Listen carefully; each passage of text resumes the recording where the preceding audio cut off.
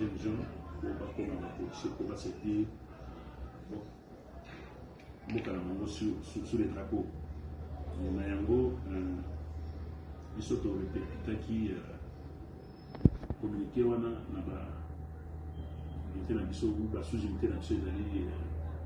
à travers toute la province, notamment Tchulu, Walikale,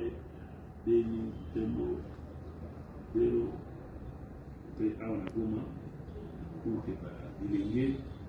amilengele pona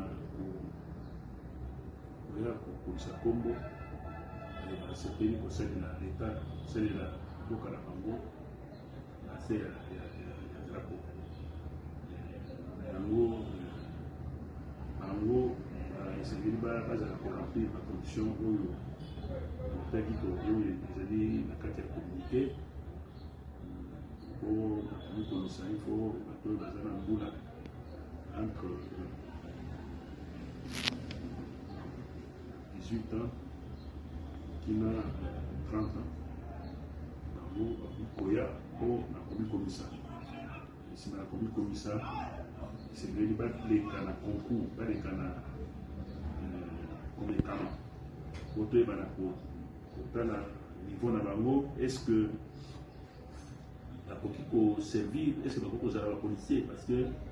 mosala ya police ezali mosala ya bato babwanya mosala na bato oyo bayebi kosona mboka na bango po ete bato babika na kimia. Ezali malamu ke mosala ya police ezali mosala oyo ezali kobatela bato na biloko na bango na yango Nord Kivu ezali moko na baprovince ya République démocratique du Congo esengelaki mpe bango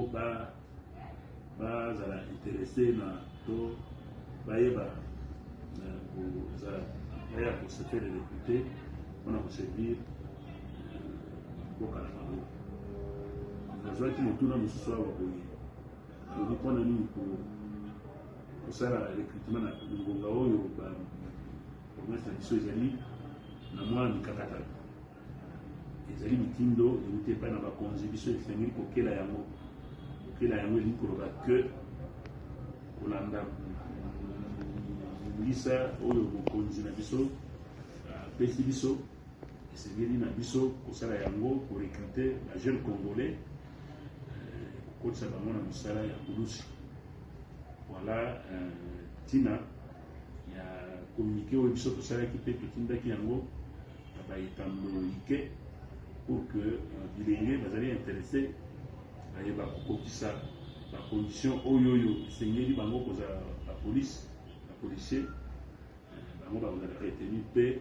bakokenda elingi koloba te ke soki barekrute yo ke okomi policier te te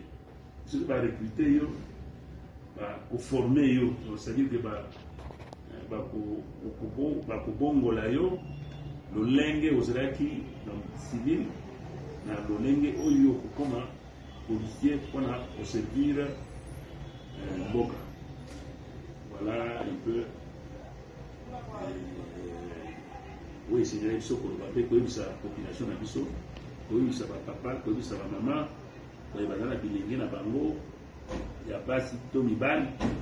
oyo basepeli kosalela mboka sous le drapeau bakoki koya mpe biso tokokoma